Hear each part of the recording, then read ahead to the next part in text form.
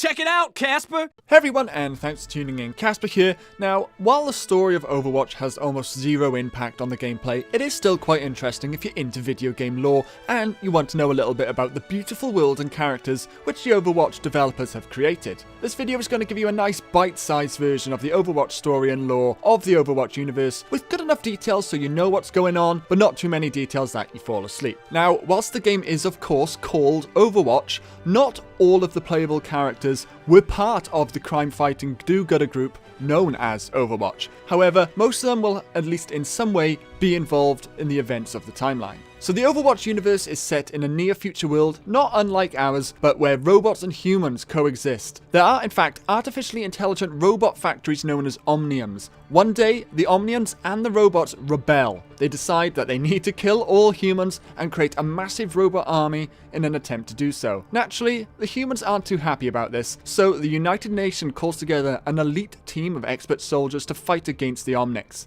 This crack team was called Overwatch. Originally, it consisted of Jack Morrison, who we know as Soldier 76, Gabriel Reyes, who we now know as Reaper, Reinhardt, and Torbjorn. Sometime after its creation, Overwatch also recruited Tracer, Winston, D.Va, and Mercy into its ranks due to their proficiency as fighters, engineers, and healers. It is known that many other non-playable characters and possibly future playable characters were also in the Overwatch squad, either at its inception or joining later on.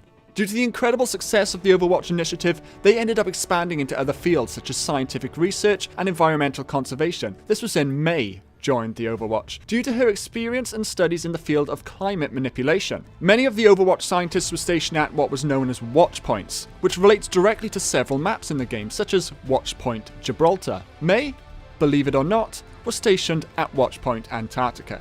During Overwatch's prime, they developed a covert operations division known as Blackwatch, which was headed by the Reaper, before he became the Reaper. In one sting against a crime group known as the Deadlock Gang, the outlaw known as McCree was recruited into Blackwatch as an alternative to being sent to jail. At some point, during the success of Overwatch, two brothers at the head of the Symmetra clan, a Japanese crime group, had some major disagreements, the two brothers being Genji and Hanzo. In a major bust-up, Hanzo nearly killed Genji, but seeing his potential power for help, the Overwatch team helped to save Genji's life by turning him into a half-human, half-robot killing machine. Naturally, upset that his brother left him for all but dead, his life as an Overwatch member is largely dedicated to defeating his brother and taking down the Symmetra criminal empire.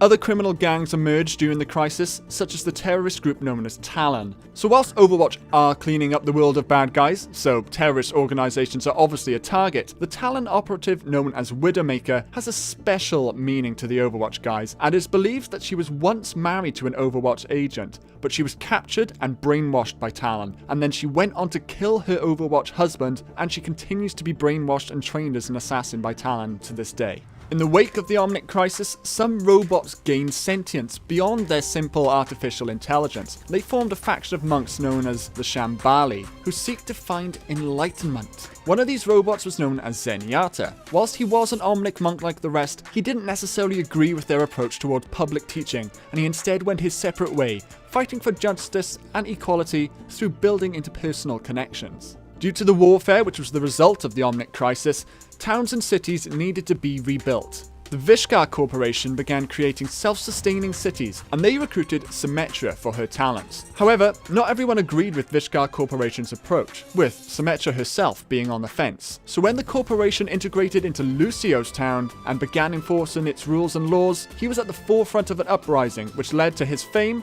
which he hopes to use for good and fight for a better world. So the Overwatch were the heroes that the world deserved, and some degree of peace fell between the Omnics and the humans, effectively bringing an end to the Omnic Crisis. Unfortunately, internal conflict within the Overwatch team between Soldier 76 and the Reaper resulted in an explosion at the Swiss headquarters, leading to both of their apparent deaths. This is when they ended up becoming Soldier 76 and the Reaper, both working solo for their own agendas. Many other peacekeeping groups, separate from Overwatch, appeared around the world, such as in Russia and Egypt, whose members include Zarya and Pharah, respectively. A natural athlete and do-gooder, Zarya fights to protect the ones she loves.